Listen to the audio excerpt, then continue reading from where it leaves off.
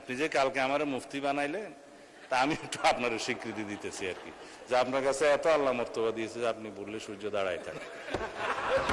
এখন আমি কদিন আগে বলছিলাম ইসলামী ব্যাংকও ইসলাম না, আমাদের মির্জা ফখরুল ইসলামও ইসলাম না, জামাত ইসলাম ইসলাম না।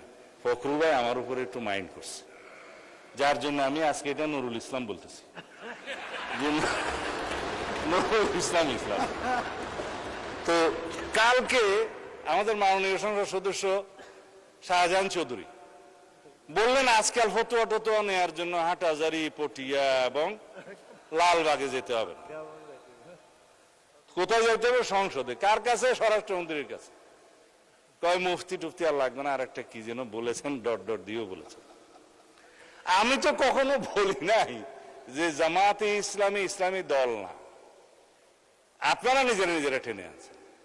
তবে আপনারা কি রকম ইসলামী দল সেটা একটু বলবো। আমি বলেছিলাম জামাত ইসলাম মানে ইসলাম না, ইসলাম ডিফারেন্ট। কিন্তু আপনি কালকে বলেছেন জামাত ইসলাম ইসলামী দল, এবং জামাত ইসলামকে জানতে হলে 100 বছরের ইতিহাস জানতে হবে। মানে স্পিকার ঘাটাঘাটি করে দেখলাম জামাত ইসলামের জন্মই হচ্ছে 1941 সালের 26শে আগস্ট, মৌলানা সৈয়দ আবুল আলা মওদুদী তখন ব্রিটিশ ভারতের লাহোরে ইসলামিয়া পার্কে একটা সম্মেলনের মাধ্যমে এটা জন্ম দেন। তা এখন তো 84 বছর বয়স আপনার। জি মাননীয়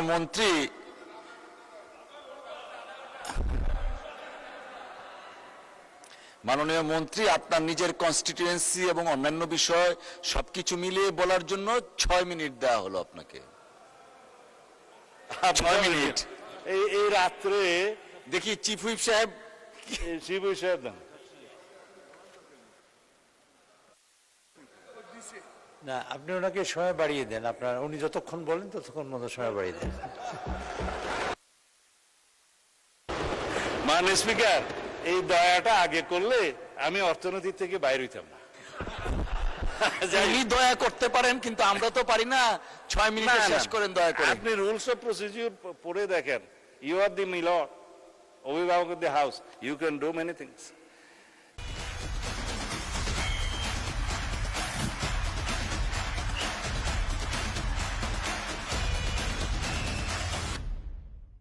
যাই হোক, এই 100 বছর তো নাই, এখন 84 বছর। 100 বছর হইতে হইতে আমি অন্তত বাঁচবো বলে মনে হয় না। তা এখন বলে ফেলি, হ্যাঁ বালাকোট এখানে নাই জনাব, এখানে আমি বলি। কিন্তু আপনারা 1947-এর দেশভাগের পরে জামাত ইসলামী হিন্দ নামে একটা শাখা হয়েছিল। কারণ আপনাদেরটা তো এটা অনেকটা আন্তর্জাতিক সংগঠনের মতো, জামাত ইসলামী পাকিস্তান, জামাত ইসলামী হিন্দ, জামাত ইসলামী বাংলাদেশ। কদিন আগে না কেবল আপনারা বাংলাদেশ শব্দটা আগে আনছেন, বাংলাদেশ জামাত ইসলামী আনছেন। এখন 1947-এর সময়ে আপনারা ইতিহাস বলছেন আপনারা পাকিস্তান চান নাই। এটা ঐতিহাসিকভাবে হইতে পারে, ভুল হইতে পারে। এখন 1971-এ ফির আপনারা বাংলাদেশ চান। আবার 1979 সালে শহীদ রাষ্ট্রপতি জিয়াউর রহমান ধর্মভিত্তিক রাজনীতির অনুমোদন করলে আপনারা আবার জামায়াত ইসলামী বাংলাদেশ শাখা নামে শুরু করলেন। আইডিয়াল। আচ্ছা আচ্ছা, তারপরে জামায়াত ইসলামী হয়েছে তো বাংলাদেশ হিসাবে। এখন আমি আর জম্মু কাশ্মীর আর আজাদ কাশ্মীরের 1953 আর 74-এ যাওয়ার দরকার নয়, ওখানেও 2টা শাখা আছে। আন্তর্জাতিক সংগঠন হওয়া ভালো, ফায়দা অনেক। তো এখন 71 সালের স্বাধীনতার সময় আপনারা আপনাদের ভূমিকা সম্পর্কে আইনগতভাবে কদিন আগে এখানে আইন করে পাঠ করে দিয়েছেন, যে জাতীয় মুক্তিযোদ্ধা কাউন্সিলের আইনে যে তৎকালীন জামাতে ইসলামী স্বাধীনতা যুদ্ধের বিরুদ্ধে ছিল, আপনারা এখানে বসেছিলেন, এটা ফয়সালা হয়ে গেছে। আর আপনারা যে ইতিহাস বলতে বলেন 100 বছর ইতিহাস জানতে হবে, কেবল তো 79 আসলাম। 1986 সালে আপনারা হুসেন মোহাম্মদ এরশাদের আন্ডারে জাতীয় বেইমানির ইলেকশনে আপনারা যান নাই, আওয়ামী লীগের সাথে যান নাই। আপনারা 1900 না, ইতিহাস বলতে বলছেন তো, আপনারা 1996 সালে আওয়ামী লীগের সাথে যুগপত আন্দোলনে যে আমাদেরকে ক্ষমতার থেকে অপসারণ করার চেষ্টা করেন নাই। আমরা একটা ইলেকশন দিয়ে এইখানে সংবিধান সংশোধন করে তারপরে ক্ষমতা হস্তান্তর করেছি, ফেলতে পারেন নাই। এরপরে যেগুলা গৌরবময় ভূমিকা আছে সেগুলো একটু বলি। 90-তে আপনাদের ভূমিকা ভালো ছিল, 24-এ আপনাদের ভূমিকা ভালো ছিল, আমরা তো সেই স্বীকৃতিটা দেই। 100 বছরের ইতিহাসের মধ্যে এগুলো আসছে তো। হ্যাঁ, 2001 সাথে ছিল, কিন্তু 7-এর পরে আপনারা যে একটু ঘোরাঘুরি করছেন সেটা পরে বলবো। খালি আপনি মনে করাই দেন কেন? আমি তো 71-এর একটা বিষয় না বলেই আপনাকে পার করে দিতে চাইছিলাম। আপনারা মালেক সরকারের সময়, গভর্নর মালেক সরকারের সময় পাকিস্তান, পূর্ব পাকিস্তানের সরকারে বাংলাদেশের স্বাধীনতা যুদ্ধকালীন চলার সময়ে জামাতের 2 জন সদস্য মন্ত্রিসভায় ছিল না? এই ইতিহাস আমি বলতে চাই নাই। হ্যাঁ, আব্বাস আলী খান শিক্ষামন্ত্রী, এম ইউসুফ রাজস্ব বিভাগের মন্ত্রী ছিল তো। আস্তে করে চাইছিলাম একটু এগুলো না বলি, আপনারা আবার শুরু। শাহ আজিজকে তো আমরা বুক ফুলে বলি। শাহ আজিজুর রহমানকে আমরা প্রধানমন্ত্রী বানাইছি আমাদের শহীদ রাষ্ট্রপতি জিয়াউর রহমান। অসুবিধা কি? আমরা তো স্বীকার করি। হ্যাঁ হ্যাঁ, জামাত ছিল না তো, জামাত ছিল। না। ঠিক আছে, সেই ডিবেট আপনারা করবেন, সেই ডিবেট আপনারা করবেন ফ্রম ইউর সাইড, আমরা করব না। তারপরে আপনি বললেন যে জামাত ইসলাম ইসলামী দল। ভাই সব জামাত ইসলাম ইসলামী দল আপনারা যখন বলছেন, অবশ্যই তো কি রকম ইসলামিক দল একটু পোস্টমর্টম করি।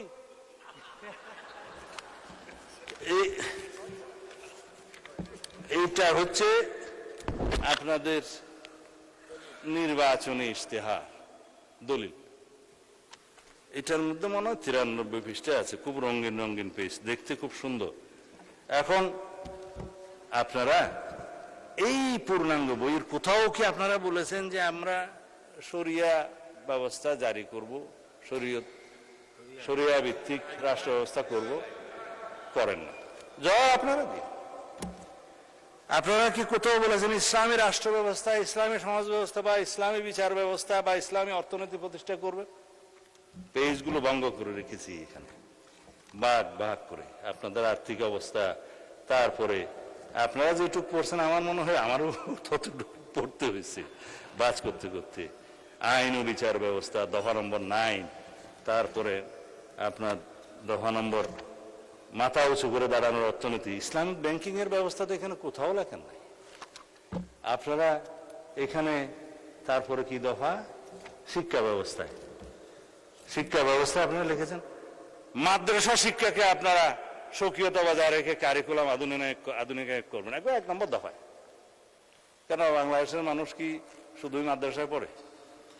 এখানে প্রাথমিক শিক্ষা আছে, হাই স্কুল আছে, মাদ্রাসা আছে, একটা হইতে পারত। কিন্তু আপনারা টপ মোস্টে গেলেন এবং এখানে কোথাও শরিয়া আইনের কথা আপনারা বললেন না। ওই দফাতেও ধর্ম এবং নৈতিকতা পৃষ্ঠায় আপনাদের দফা 28। এখানে আমি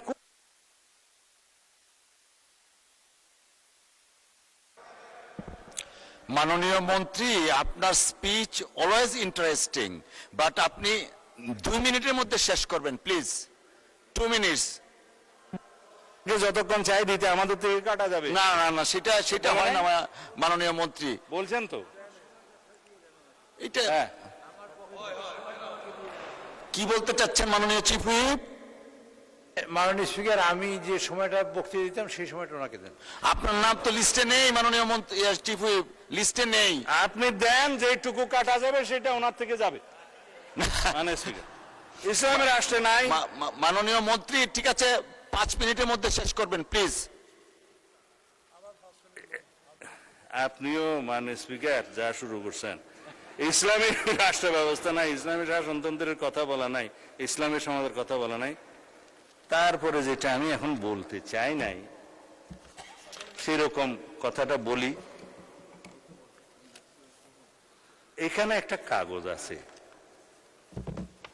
কাগজটা কোথায় যে রাখলাম,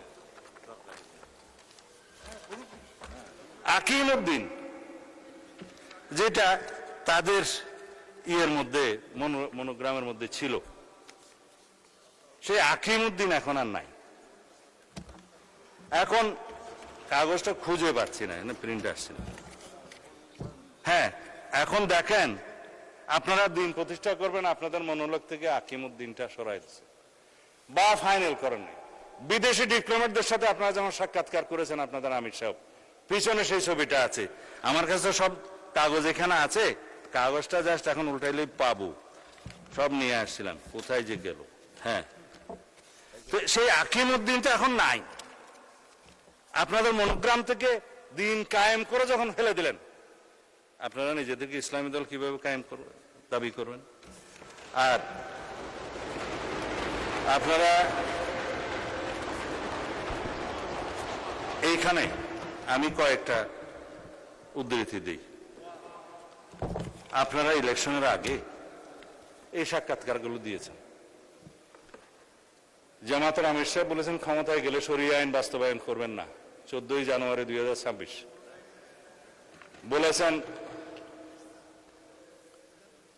শারদীয় দুর্গাপূজা উপলক্ষে হ্যাঁ শুভেচ্ছা, এটা ঠিক আছে। জনাব আব্দুল্লাহ মোহাম্মদ তাহের বলেছেন আমরা কবে কোথায় বলেছি জিতলে আমরা বাংলাদেশে শরিয়া আইন আনবো? এটা হচ্ছে 18 সেপ্টেম্বর 2025। তারপরে রোজা এবং পূজার মুদ্রা রেপিট উপিট, সেটা তো আমার এক ভাইজান বলেছে, আমি এখন বললাম না যেহেতু উনি এখানে প্রেজেন্ট নাই।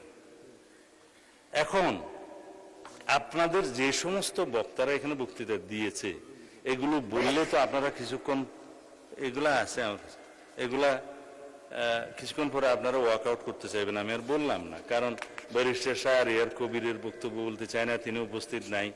তবে আমার ভাই শাহজাহান চৌধুরী তিনি বলেছেন যে আল্লাহ সিদ্ধান্ত নিয়েছেন জামায়াতকে ক্ষমতা নেবেন, এবং আপনি আল্লাহ এত মর্তবা দিয়েছে যে সূর্য দাঁড়িয়ে থাকে, এটা আমার ভাইয়ের যে মর্তবা। আপনি এটা রেকর্ড ভিডিও আছে, বলেন আপনি যে কালকে আমার মুফতি বানাইলেন, তা আমি একটু আপনার স্বীকৃতি দিতেছি আর কি, যে আপনার কাছে এত আল্লাহ মর্তবা দিয়েছে যে আপনি বললে সূর্য দাঁড়ায় থাকে। এখন